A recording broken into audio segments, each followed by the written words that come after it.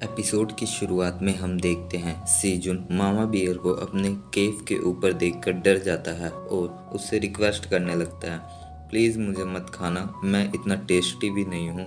तभी उसे एडमिनिस्टर बताती है कि वो तुम्हें हानि नहीं पहुँचाना चाहते, मामा बियर तो बस अपने बच्चे को शहद खिलाना चाहती है। जो सुन सीजुन को थोड़ी शांति मिलती है। तभी मामा बियर गराने लगती है, जिस पर सिस्टम सीजुन को बताती है कि यह तुम्हारे हनी के बदले यहाँ के आसपास के एरिया को अदर मॉन्स्टर से सेफ रखने को कह रही है। यह सुन सीजुन इस ऑफर को एक्सेप्ट कर लेता है, जिससे सब खुश होते हैं और वह मामा बियर के पंजे पर बैठ जाता है, जहाँ से वो ऊपर जाते हुए अपने फार्म को देखकर प्राउड फील करता है। फाइनली अब मैं यहाँ से बाहर जा पाऊंगा। जब वह केव से बाहर आता है तो वहाँ का नज़ारा देख सरप्राइज होता है। आखिर वो लाइट पिलर क्या है, जिस पर सिस्टम बताती है कि ये वे पॉइंट है। जो सीजन शॉक हो जाता है, वे पॉइंट, ओ बढ़िया, अब मैं इसकी मदद से डंजन के फर्स्ट फ्लोर पर जा सकता हूँ और वहाँ से डंजन से बाहर निकल जाऊँगा। पर मैं उस वे पॉइंट तक कैसे पहुँचूँगा? और मामा बियर के पंजे से उतरकर उससे पूछता है कि क्या तुम मुझे वहाँ ले जा सकती हो, जिस पर वह मना कर देती है और सिस्टम बताता है कि ऐसा इसलिए क्योंकि वह उसकी टेरिटरी के बाहर है और वहाँ पहुँचने के लिए उन्हें 3000 मॉन्स्टर किल्स करने होंगे। जो सुन सीजुन सोच में पड़ जाता है। इधर ग्रिजली बियर उसे बताती है कि जहाँ तक तुम पेड़ पौधे देख रहे हो, मेरी टेरिटरी बस वहीं तक है, मैं इसके बाहर तुम्हारी सेफ्टी की गारंटी नहीं ले सकती। यहाँ ये सब बातें सिस्टम सीजन को समझाती है, क्योंकि सीजन को बियर की लैंग्वेज नहीं आती। ये सब सुन सीजन को सारी बात समझ आ जाती है। तभी ब्लैकी सीजन का बैग लेकर आता है और ब्लैकी को देख लिटिल कब उसे पकड़कर हक करने लगता है। तभी मामा बियर जोर से सांस छोड़ती है, जिससे सीजुन कहता है, हाँ मुझे याद है, और अपने बैग में से बेबी कप को हनी बोतल निकालकर उसमें से थोड़ा सा उसे दे देता है और मामा बियर से भी पूछता है, जिस पर वह मना कर देती है। तुम बस लिटिल कप का ध्यान रखना, क्योंकि यहाँ खाने को ज़्यादा कुछ नहीं है, इसलिए वो ग्रोथ नहीं कर पा रहा। जो सुन सीजुन सोचता है, क्या रात रात में ही तो वो इतना बड़ा हो गया, और कितना ग्रोथ चाहिए? शायद ये क्वीन बी की हनी के कारण हुआ हो। जिस पर गिजली बियर भी हाँ कहती है। तभी सीजुन उससे पूछता है कि क्या तुमने कुछ खाया, जिस पर सिस्टम बताती है कि नहीं, यह 3 दिन से भूखी है। जो सुन सीजुन ब्लैकी को काम पर लगने के लिए कहता है, जहाँ ब्लैकी फिश हंट करने चला जाता है। इधर सिकल बनी सलाद चॉप करता है और इन सब से सीजुन ग्रिजली बियर के लिए खाना तैयार करता है। खाना तैयार होने के बाद वह उसे मामा बियर को सर्व करता है, जो देख वह खुश हो जाती है और सीजुन और बाकी सभी को अपने गले लगा लेती है। ये सब ब्लैक ड्रैगन अपने मैजिकल बॉल में देख रही होती है। और चलो ये अच्छा हुआ, अब सीजुन बिना किसी डर से केव के बाहर भी अपना फार्म एक्सपेंड कर सकता है और अब मुझे उसकी सिक्योरिटी के बारे में सोचना नहीं पड़ेगा।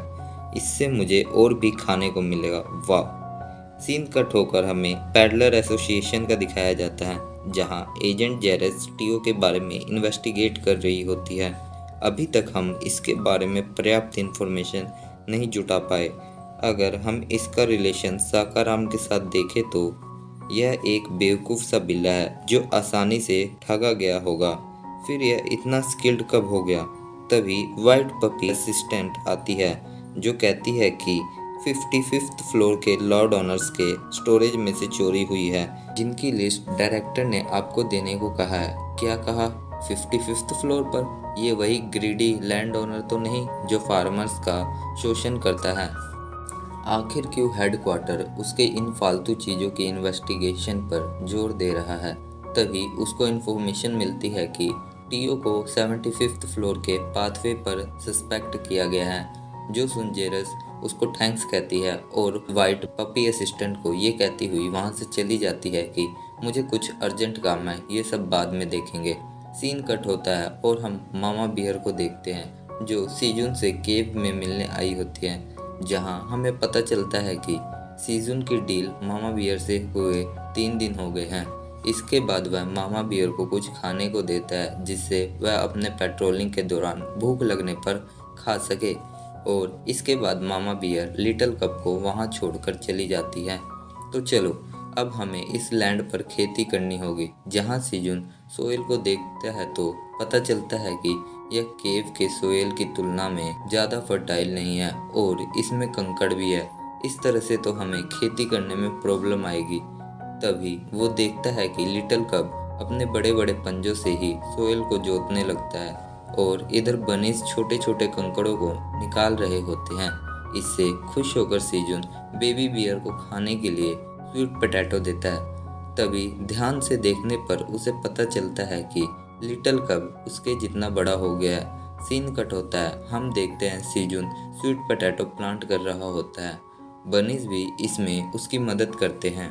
तभी सीजुन देखता है कि लिटिल कब उसके प्लांट किए हुए स्वीट पोटैटो को निकाल कर खा रहा होता है। जो देख वह उसे ऐसा करने को मना करता है और डांटता भी है। इससे लिटिल कब रोने लगता है। इधर हम 38th फ्लोर पर टीओ को देखते हैं जो फिर से टमाटो को ऑक्शन में सेल कर रहा होता है जिसकी स्टार्टिंग बिड है 300 टमाटो इन 25 कॉइन्स और जल्द ही सारे टमाटो बिक जाते हैं। ओह, इस बार मैं ज़्यादा प्रॉफिट अर्न नहीं कर पाया और वह अपना बैग पैक कर जाने लगता है। तभी डोनशिक वहाँ आता है और उसे कहता है कि सीजुन को कहना उसे टेंशन लेने की ज़रूरत नहीं क्योंकि अब से मैं और मेरा गिल्ड उसकी फैमिली की सेफ्टी का ध्यान रखेगा।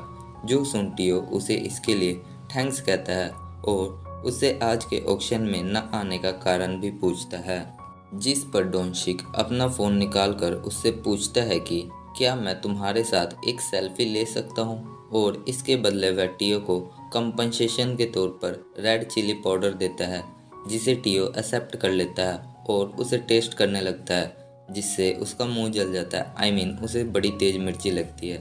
सीन कट होता है और हम टीओ को देखते हैं जो अपना बैग अपग्रेड कराने गिल्ड आया होता है और अपग्रेड कराने के बाद वह मार्केट में चला जाता है जहां वह खाने के लिए ग्रिल फिश खरीदता है और मज़े से खाते हुए घूम रहा होता है। तभी उसको एजेंट जेरस मिलती है जिसको देख वह उसे पहचान लेता। ओह, तो तुम थे क्या? तुम वही नहीं जिसे साकाराम लूट रहा था? हाँ, मैं वही हूँ।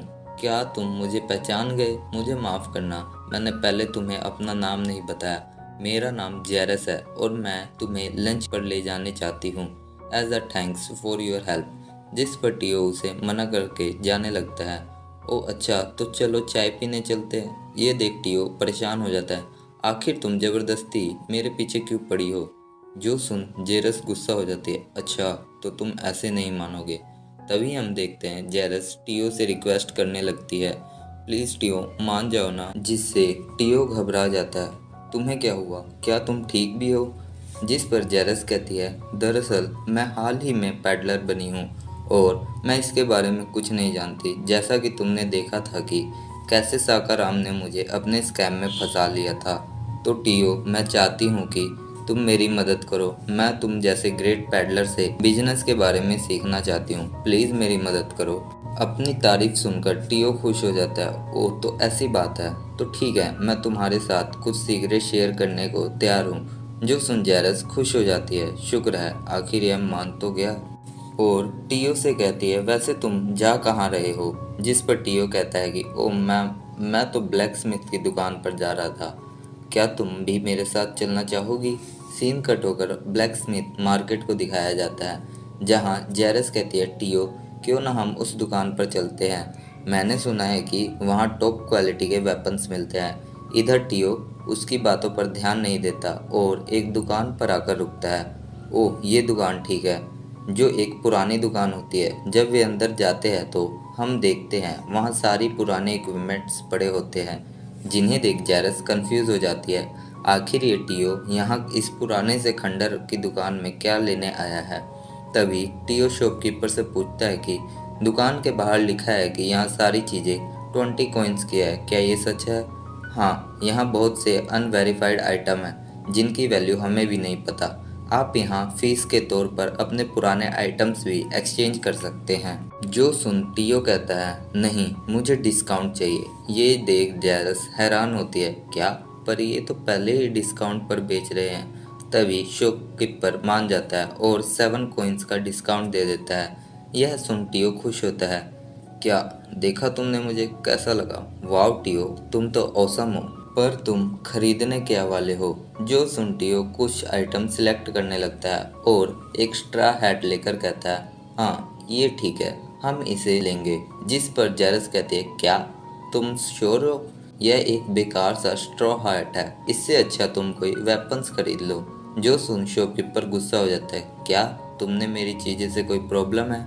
जिस पर जैरस माफ़ी मांगते हैं। इधर टियो उस हैट को परचेज कर लेता है और दोनों बाहर आ जाते हैं। तभी टियो कहता है कि मैंने तुम्हें अपना सीक्रेट बता दिया, तो अब मैं चलता हूँ। जो सुन जैरस कंफ्यूज होती है। टियो उसको उसके पैडलर कैरियर के लिए गुड लक करता है और वहाँ से चला जाता है। इधर जैरस सोच रही होती है कि काश मैं इसके बारे में और जान पाती। चलो कोई बात नहीं, आज के लिए इतना ही काफ़ी है। तभी अचानक उसको कुछ याद आता है और जब वह टियो को हैट को देखती है तो उसे याद आता है कि ये वही हैट है जिसकी मिसिंग होने की रिपोर्ट मुझे थोड़ी देर पहले एसोसिएशन वालों ने भेजी थी। मुझे यकीन है कि ये हैट वो नहीं होगी। सीन कट होकर सीजुन को दिखाया जाता है जो कैरेट फ्लावर्स से सीड कलेक्ट कर रहा होता है। जब वो पीछे मुड़कर देखता है तो बनीज खाने के लिए फिश पकड़कर लाए होते हैं। जो देख सीजुन कहता है, सिकल बनी तुम इस फिश को स्लाइस में कट कर दो, मैं तुम्हारी मोम के लिए कुछ फ्रेश टमाटो हार्वेस्ट कर लेता हूँ। इधर हार्वेस्टिंग के दौरान सीजुन का लेवल 3 से 4 हो जाता है, जिससे उसको कुछ न्यू हार्वेस्टिंग इफेक्ट भी मिलते हैं। इस इफेक्ट से अब सीजुन द्वारा हार्वेस्ट किए हुए अंडर राइप फ्रूट्स भी राइप यानी पका हुआ होगा। जो देख सीजुन खुश हो जाता है और उन टमाटोज को लेकर हेल्दी फिश सूप तैयार करके उन्हें सर्व करता है। यहाँ हमें पता चलता है कि फीमेल बनी प्रेग्नेंट है। सीजुन उन्हें अपना ध्यान रखने को कहता है और फार्मिंग की चिंता मत करना, हम सब मिलकर संभाल लेंगे, आप अपनी वाइफ का ख्याल रखो बस। तभी लिटिल कप भी वहाँ आ जाता है, जिसे देख सीजुन और बाकी बनी बाहर जाने के लिए तैयार हो जाते हैं। सीजुन वागन और सिकल बनी को केव के प्लांट्स का ध्यान रखने को कहता है और ग्रीन अनियन लीव्स की रस्सी से बाहर जाने लगता है, जिसे ऊपर से लिटिल कप खींचकर उसकी हेल्प करता है। ऊपर आने के बाद सीजुन लिटिल कप की तारीफ करता है। तभी वह सीजुन की बास्केट में से खाना ढूंढने लगता है। जो देख सीजुन उसे सब खाने को दे देता है। ये देख लिटिल कप जल्दी जल्दी सब खाने लगता है। जो देख सीजुन हैरान होता है, अरे आराम से खाओ। जब लास्ट स्वीट पोटैटो बच जाता है तो लिटिल कप उसे ले जाकर प्लांट करने लगता है, जिसे देख सीजुन और सब बनी हंसने लगते हैं। और हम देखते हैं सीजुन लिटिल कप को समझा रहा होता है कि किसी भी चीज़ को प्लांट नहीं कर सकते, वैसे भी पकी हुई चीज़ें कभी नहीं उगती। जो सुन लिटिल कप का फेस फेड हो जाता है। तभी सीजुन की नज़र ग्राउंड में प्लांट की फिश पर जाती है, जिसे देख वो परेशान हो जाता है। जहाँ कई सारी फिशेस प्लांट की हुई होती है, जिन्हें देख सीजुन कहता है, लगता है आज हमें बहुत मेहनत करनी पड़ेगी। सीन कट होकर केव में क्वीन बी के हीव को दिखाया जाता है, जहाँ क्वीन बी अपने हाथ में कुकून को अपने देख रही होती है। इधर हम ब्लैकी और लिटिल कप को देखते हैं, जो ब्लैकी की ट्रेनिंग में उसकी हेल्प कर रहा होता है। जहाँ लिटिल कप बार बार ब्लैकी को पकड़कर चाटने लगता है। ये देख सीजुन कंफ्यूज होता है, ये खेल रहे हैं या ट्रेनिंग कर रहे हैं। तभी वोगन बनी उसको टोमेटो जूस लाकर पीने को देता है। जब सीजुन जूस पी रहा होता है तो कुछ पॉइजनस भी केव के बाहर ऊपर आती है, जिन्हें देख सीजुन सोचता है कि ये पेट्रोलिंग के लिए बाहर आई हैं। लेकिन तभी क्वीन भी अपने ककून के साथ सीजुन के पास आती है और उसे वह देकर वहां से चली जाती है। जब सीजुन उसे खोलकर देखता है तो उसमें क्वीन बी का कुकून होता है, जिसे देख वो हैरान होता है, क्या यह न्यू क्वीन बी है? इसका मतलब अभी क्वीन बी का हाइव फुली इस्टेब्लिश नहीं हुआ। जब नई क्वीन बी का जन्म होता है तो वह पुरानी क्वीन बी के हाइव में नहीं रह सकती, उसे अपनी अलग कॉलोनी बनानी पड़ती है। शायद इसी कारण उसने अपना कुकून मुझे दे दिया। तो ठीक है, आज से हम मिलकर इस नई क्वीन बी का ध्यान रखेंगे। गुड लक कुकुन, तुमसे जल्द ही हमारी मुलाकात होगी। सीन कट होता है और हम टियो को देखते हैं जो मज़े से केव की तरफ आ रहा होता है। तभी वो देखता है कि लिटिल कप सीजुन के बैग से खेल रहा होता है, जो देख उसे लगता है कि इसने शायद सीजुन को मारकर खा लिया। आखिर मैं जो सोच रहा हूँ वो सही क्यों है? क्यों ये नहीं होना चाहिए था? अब मैं अपने सीईओ का ट्रीट्स कैसे एंजॉय करूँगा? ऐसा कह टियो उस पर अटैक कर देता है। तभी सीजुन टियो को देख लेता है। ओह टियो, तो तुम वापस आ गए। जो देख टियो फटाक से उसके ऊपर चढ़ जाता है। तुम जिंदा हो क्या? सब कुछ ठीक है ना? और तुम्हारी जांघें, क्या वो भी ठीक है ना? जिस पर सीजुन घबराने लगता है। ध्यान से टियो, वरना मैं गिर जाऊंगा। थोड़ी देर बाद हम देखते हैं सीजुन टियो को सारी बातें बता देता है, जिस पर टियो कहता है ओह अच्छा ये बात है, मुझे लगा इसने तुम्हें खा लिया। जो सुन सीजुन कहता हाँ, इसके साइज को देखे तो ऐसा तुम कह सकते हो। तभी वो कुछ सोचता है और टियो से पूछता है कि क्या तुम इसका नाम पूछ कर बता सकते हो? जिस पर टियो बताता है कि अभी यह लिटिल कब है, इसका अभी कोई नाम नहीं है। जिस पर सेजुन खुद ही उसका नाम रखने को कहता है, जिससे लिटिल कप खुश हो जाता है। कुछ देर बाद सोचने के बाद सीजुन उसका नाम बे रखता है। जो सुन सभी उसकी शक्ल देखने लगते हैं। तभी टियो कहता है ये कैसा नाम है, क्या तुम्हें नाम नहीं रखना आता? जो सुन सीजुन लिटिल कप को मस्का लगाता है, मेरे प्यारे बे, ये कितना अच्छा नाम है ना, है ना, है ना? मुझे पता है तुम्हें ये नाम पसंद है। तभी टियो सीजुन के ऊपर चढ़कर कहता है बस बहुत हुआ, ये देखो मैंने सभी मिशन कंप्लीट कर दिया और सारे टमाटोज भी सोल्ड कर आया हूँ। अब तुम मुझे कितने घंटे का सीईओ बनाओगे? जिस पर सीजुन उसे 38 आवर्स के लिए सीईओ बना देता है। जो सुन टियो खुश हो जाता है। तभी सीजुन उसे अपनी गोद में बिठाकर किटी ट्रीट्स खिलाने लगता है, जिस पर बे उसे हटाकर उसकी ट्रीट खा लेता है। ये देख टियो उस पर गुस्सा होकर चिल्लाने लगता है, जिससे बे जोर जोर से रोने लगता है। तभी अचानक वहाँ जोरदार भूकंप आता है और मामा बियर वहाँ प्रकट हो जाती है और टियो को गुस्से से घूरने लगती है। जो देख हमारा टियो डर के मारे कांपने लगता है। मेरा नाम टियो है और मैं एक एडलर हूँ, ये रहा मेरा बैच। तभी मामा बियर जोर से गुर्राती है, जिस पर टियो रोने लगता है, मुझे माफ़ कर दो, अब से मैं तुम्हारे बच्चे को नहीं डांटूंगा। तभी सीजुन उसे समझाता है कि टेंशन ना लो, यहाँ सब कुछ ठीक है, बस छोटी सी आर्ग्यूमेंट थी। जो सुन मामा बियर शांत होती है और वहाँ से चली जाती है। तभी सीजुन टियो को चुप कराता है, जिस पर टियो सीजुन को उसकी हेल्प के लिए थैंक्स कहता है और सीजुन उसे अपनी गोद में बिठा लेता है। तभी सभी बनीज टियो को चाटने लगते हैं, जिससे टियो हंसने लगता है। इधर बे ये देख रहा होता है और वह भी सीजुन के पास आकर टियो को चाटने लगता है, जिस पर टियो उसे माफ़ कर देता है। थोड़ी देर बाद सबको उबासियाँ आने लगती है और सभी वहीं सो जाते हैं। तभी मदर और फादर बनी वहां आते हैं, जहां अचानक ही फादर बनी की नज़र टियो के बैग में पड़े स्ट्रॉ हैट पर पड़ती है, जिसे वह निकालकर सीजुन को पहना देता है। सीन कट होकर डिफरेंट डायमेंशन के रूइंस का दिखाया जाता है, जहां काइजर नाम का आदमी काफ़ी समय से मैजिकल क्रिस्टल से टावर का गेटवे ओपन करने की कोशिश कर रहा होता है। तभी वहां उसका बेटा एंटम आता है, जो उसे काम डाउन होने को कहता है। जिस पर काइजर कहता है आखिर तुम ऐसा कैसे कह सकते हो? तुम तो जानते ही हो आइलिन के हार्ट बीट अभी तक रिकवर नहीं हुए, सदियों हो गए हैं, लेकिन अब तक हम उसका इलाज नहीं पता लगा पाए और टावर का इमरजेंसी सिस्टम भी कोई रिस्पॉन्ड नहीं दे रहा, जिसका मतलब हमारे पास आइलिन के पास जाने का कोई रास्ता नहीं। और तुम मुझे शांत होने के लिए कह रहे हो? जो सुन एंटम कहता है कि अगर ऐसी बात है तो इसका मतलब अभी आइलैंड ठीक है, इसलिए हमें टावर से कोई इमरजेंसी सिग्नल नहीं आया, और वैसे भी आखिर आइलैंड मेरी ही तो बेटी है। आप मुझे ऐसा कैसे कह सकते हैं फादर? हम सब ब्रिटेनी फैमिली के ही तो मेंबर हैं, हमें भी आइलैंड की चिंता है। जो सुन काइजर कहता है अगर तुम ऐसा कह रहे हो तो ठीक है, और वह बाकी ड्रैगन्स को ऑर्डर देता है कि जब तक टावर का गेटवे ओपन नहीं होता तब तक तुम यहीं पहरा दोगे। आई होप तुम ठीक होगी मेरी ग्रैंड डॉटर। जिसके बाद हम एडमिनिस्टर आइलिन को देखते हैं, जो मज़े से चेरी टमाटो खा रही होती है। तभी उसका हार्ट पंप करता है। ओह माय ड्रैगन हार्ट, जो 200 सालों से कभी बीट नहीं किया, ऐसा क्यों हो रहा है? क्या ये मेरे दिल का दौरा था? दोस्तों, हमारी आइलिन को हार्ट सीजर की बीमारी है, जो टाइम टाइम पर कभी हार्ट बीट कम हो जाती है तो कभी पूरी तेज हो जाती है। क्या इन टमाटोज की वजह से ही मुझे इसका पेन फील नहीं हुआ? तभी वह टमाटोज का स्टेटस चेक करती है, जहां उसे मालूम चलता है कि इसे खाने से माना बूस्ट होता है। अरे वाह, ये तो बहुत अच्छी चीज़ है। मैं तो इसे बस स्नैक्स ही समझ रही थी।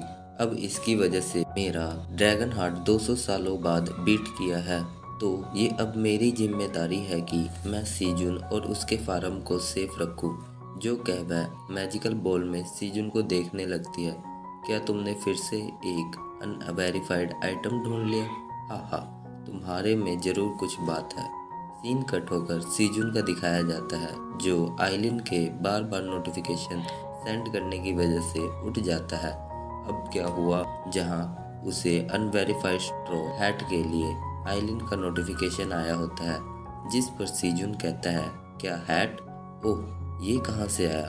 तभी फादर बनी उसे टीओ का बैग दिखाता है, जिससे सीजुन समझ जाता है कि ये टीओ लेकर आया था, और वह टीओ को उठाने लगता है, लेकिन वह नहीं उठता। फिर सीजुन उस हैट का स्टेटस चेक करता है, जिसको पहनने से लैंड्स ब्लेसिंग की स्किल मिलती है। ओह, तो इसका मतलब मैं इससे अपने फार्म को और एक्सपेंड कर सकूंगा। तभी आइलिन उसे उस हैट को इंस्पेक्ट करने के लिए मांगती है, जिस पर सीजुन वह उसे दे देता है। जब आइलिन उस हैट का इंस्पेक्शन करती है तो वह उसके रिजल्ट से बहुत खुश होती है और वह सीजुन को कांग्रेट्स करती है। जो सुन सीजुन कंफ्यूज होता है, जिस पर आइलिन उसे क्वेस्ट भेजती है, अगर तुम मुझे blue moon energy harvest offer करोगे तो ही मैं तुम्हें रिवॉर्ड के तौर पर तुम्हारा हैट दूंगी। जिस पर सीजुन कुछ ही देर सोचने के बाद मान जाता है। तभी आइलिन उसे अपना नाम बताती है और उसे ब्लू मून हार्वेस्ट देने के लिए प्रॉमिस करने को कहती है, जिस पर सीजुन थोड़ा हिचकिचाते हुए कहता है, ओ आइलिन, क्या ये सीक्रेट नाम है? जो सुन वह गुस्सा हो जाती है, क्या तुम अपना हैट वापस नहीं लेना चाहते? जो सुन सीजुन उसे मस्का लगाने लगता है, ओ सॉरी आइलिन, मुझे तुम्हारा नाम जानकर बहुत खुशी हुई। मैं प्रॉमिस करता हूँ कि मैं तुम्हें ब्लू मून हार्वेस्ट जरूर दूंगा। जो देख आइलिन खुश हो जाती है और इसके बाद सीजुन को उसे उसका स्ट्रॉ हैट मिल जाता है, जहाँ उसे पता चलता है कि ये एक 10 रेलिक आइटम में से एक है और जो फार्मर इसे पहनेगा उसे इसके लेवल के अकॉर्डिंग ही इसका भी लेवल अनलॉक होगा। जो जानकर सीजुन के तो होश उड़ जाते हैं। ओह, पर इसका लेवल क्या है? लगता है इसको पहनने से ही इसके लेवल का पता चलेगा, और वह उसे पहन लेता है, जिसके पहनते ही सीजुन के लेवल के अकॉर्डिंग हैट का लेवल अप होने लगता है, जिससे सीजुन को लैंड ब्लेसिंग की स्किल लेवल 3 की हो जाती है और उसे एक नई skill wishing a plentiful harvest unlock होती है। इतने सारे हेल्पफुल स्किल की वजह से सीजुन खुश हो जाता है और टीओ को अपनी गोद में उठाने लगता है। तभी वह नींद से जाग जाता है। तुम्हें क्या हुआ सीजुन? ओ, तो तुम जाग गए? तो सुनो, तुम आज से 1 हफ्ते के लिए तुम सीईओ बन गए हो। और उसे उठाकर हवा में उछालने लगता है, जिससे टीओ बहुत खुश होता है। कुछ घंटे के बाद हम देखते हैं ब्लैकी और सीजुन बैठे बैठे घबराहट में पैर हिला रहे होते हैं, जिस पर टीओ सीजुन को ऐसा करने से मना करता है। तो सीजुन इसके लिए उसे सॉरी बोलता है और बनीज हाउस की तरफ देखने लगता है। अभी तक कोई खबर क्यों नहीं आई? क्या मदर बनी ठीक है? तभी टीओ उसे ट्रीट के लिए कहता है। जैसे ही सीजुन उसे ट्रीट्स देने के लिए उठता है, इतने में सिकल बनी 3 बेबीज बनी को लेकर बाहर आता है। तभी उसके पीछे फादर बनी भी अपनी गोद में 3 बेबीज बनी को लेकर आ रहे थे, जो देख सभी खुश हो रहे थे। इधर सीजुन टीओ को बेबी बनीज को हेलो बोलने को कहता है, जिन्हें देख टीओ खुश होता है। ओहो, ये कितने छोटे और क्यूट हैं। तभी सीजुन कहता है, कंग्रेचुलेशन टीओ, तुम अब अंकल बन गए हो। जो सुन टीओ कहता है, क्या सच में? और वह अपने कैट ट्रीट्स निकालकर उन्हें खिलाने लगता है, जिस पर सीजून उसे समझाता है कि ये अभी बहुत छोटे हैं, ये इनको पचेगा नहीं। बाय द वे, क्या तुम इन्हें मेरे से छुपा रहे थे? जो सुन टियो हकबका जाता है। ओह, ये इसे तो मैंने इमरजेंसी के लिए बचा रखा था। सीन कट होकर हमें केव के ऊपर वे पॉइंट को दिखाया जाता है, जहां हम 99th फ्लोर के मास्टर ओक्स किंग को देखते हैं, जो अपने सोल्जर्स को ऑर्डर देता है कि ब्लू मून आने वाला है और हम इस बंजर जमीन पर ज़्यादा टाइम तक जिंदा नहीं रह पाएंगे, इसलिए हमारे पास जो कुछ भी खाने को है उसे उठा लो। ब्लू मून की रात ही हम यहाँ से निकल जाएंगे। सीन कट होता है और हमें सीजुन के टमाटो फार्म को दिखाया जाता है, जिसे देख सीजुन कहता है इस बार पहले के मुकाबले ज़्यादा फ्लावर्स ब्लूम हुए हैं। आज ब्लू मून है और यह मेरी यहाँ 7th ब्लू मून नाइट है। तभी उसे टियो के चिल्लाने की आवाज़ आती है। जब वह पीछे मुड़कर देखता है तो टियो बेबी बनी को पकड़ रहा होता है, जो उसे बार बार परेशान कर रहे होते हैं। सीजून बेबी बनीस को देखकर मज़े ले रहा होता है। मुझे नहीं पता था ये इतना अच्छा बेबी सिटर है, और उनके पास जाकर पूछता है कि तुम्हें अंकल बनकर कैसे लगा टियो, जिस पर टियो कहता है मुझे यह काम करने में मज़ा आ रहा है और मैं इनके लिए बेस्ट अंकल बनकर दिखाऊंगा, और उन्हें अपनी पीठ पर बिठाकर घुमाने लगता है, जिस पर सीजून उसे टाइम से डिनर पर आने को कहता है। थोड़ी देर बाद हम देखते हैं कि सभी बीज हाइव में जाने लगती हैं। इधर बनीज भी अपने घर में घुस जाते हैं। तभी सीजुन देखता है कि टियो अपने बैग में घुस रहा होता है, जो देख वह उसके ऐसा करने का कारण पूछता है तो टियो बताता है कि उसका बैग एक स्पेस डायमेंशन बैग है, जो उसको ब्लू मून के इफेक्ट से बचाएगी। जो सुन सीजुन सरप्राइज होता है। तो क्या तुम मेरा एक काम करोगे?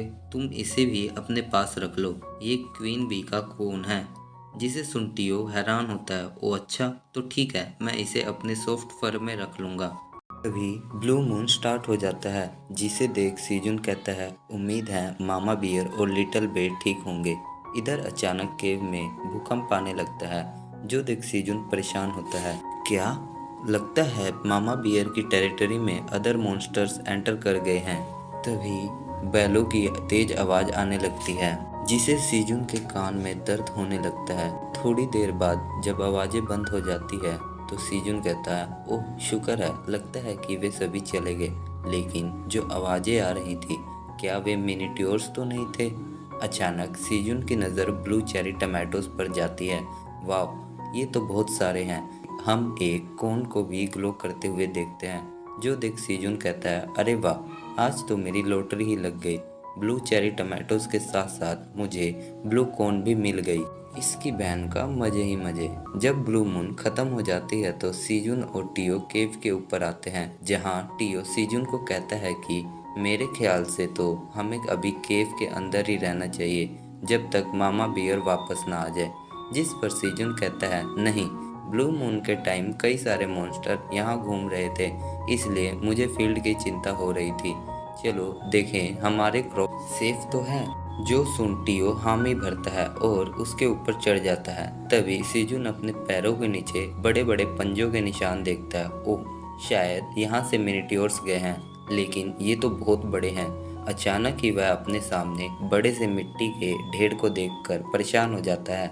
आखिर ये मिनीट्योर्स कितने बड़े होंगे, जो इतने आसानी से उन्होंने इतने बड़े बड़े गड्ढे खोद दिए। ऐसा कैसे सीजुन मिट्टी के ढेर पर चढ़ जाता है, जिस पर टियो उससे पूछता है कि आखिर तुम करना क्या चाहते हो। इधर सीजुन मिट्टी की फर्टाइल क्वालिटी चेक कर रहा होता है, जिसे देखने के बाद वह खुश हो जाता है। मैंने सोचा था कि ये बंजर एरिया है, लेकिन अब हम इसको जोत कर यहाँ आसानी से खेती कर सकते हैं, लेकिन इसके लिए हमें बड़े बड़े ट्रैक्टर्स और मशीनरी की ज़रूरत पड़ेगी। तभी उसे आइलिन का मैसेज आता है, जहाँ वह सीजुन से पूछती है कि तुम अभी केव के ऊपर क्या कर रहे हो? तुम्हें जल्दी से केव में जाना चाहिए। भले ही ब्लू मून ख़त्म हो गया है, लेकिन अभी भी मॉन्स्टर टेरिटरी की बाउंड्रीज ब्लर है।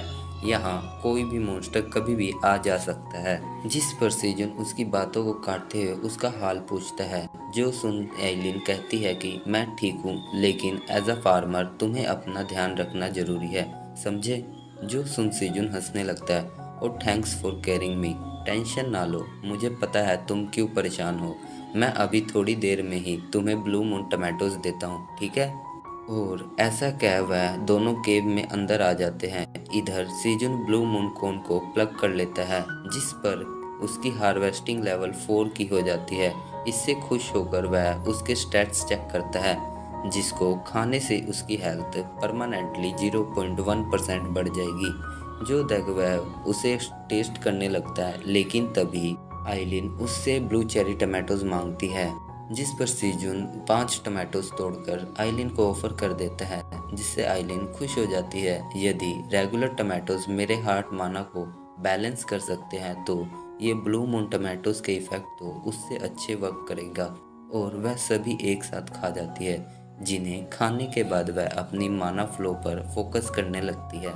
और ज़्यादा फोकस करने की वजह से अचानक ही उसका हार्ट जोर से पंप करता है, जिससे आइलिन बेहोश हो जाती है। पर हम देखते हैं कि उसका हार्ट माना अभी भी रेगुलेट हो रहा होता है।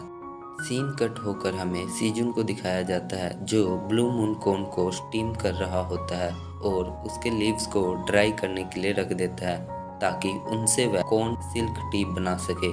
तभी सभी बनीज उठ जाते हैं और सीजुन को हेलो कहते हैं, जिस पर सीजुन उनसे उनके छोटे भाइयों के बारे में पूछता है। तो फादर बनी बताते हैं कि वे अभी सो रहे हैं। जो सुन सीजुन उन्हें 8 ब्लू चेरी टमाटोज खाने को देता है और कहता है कि ब्लू कोन को स्टीम होने के बाद उसमें से भी हम सब शेयर करेंगे, जिस पर फादर बनी उसे मना करता है, जिससे सीजुन खुश होता है और इसके लिए उसे अप्रिशिएट करता है। थोड़ी देर बाद जब कोन स्टीम हो जाता है तो सीजुन उसे निकाल कर खाने लगता है। इधर बनीज भी अपने टमाटोज खा रहे होते हैं। जब सीजुन कोन्स टेस्ट करता है तो उसे वह बहुत टेस्टी लगता है और जल्दी से उसे खाकर ख़त्म कर देता है। खाने के बाद वह बनीज को कोन हार्वेस्ट करने के लिए कहता है, जिससे वे खुश हो जाते हैं। जब सीजुन कोन प्लग करने लगता है तो उससे उसकी हार्वेस्टिंग लेवल 5% बूस्ट हो जाती है। इससे वह कोन का स्ट्रेस चेक करता है, जिसे कंज्यूम करने पर 20 ग्राम फैट डिसॉल्व और 0.2% हेल्थ इंक्रीज होती है अप टू 10 मिनट। इससे सीजुन खुश होता है। इससे स्किन इलास्टिसिटी भी इम्प्रूव होती है। शायद मेरी मोम को ये पसंद आए। लगता है मुझे अगली बार इसे अपनी फैमिली को सेंड करना ही पड़ेगा। तभी मामा बियर और बे वापस आ जाते हैं, जिन्हें देख सीजुन उनके पास केव के ऊपर आ जाता है और बे को खाने को हनी देता है, जिससे मामा बियर खुश हो जाती है।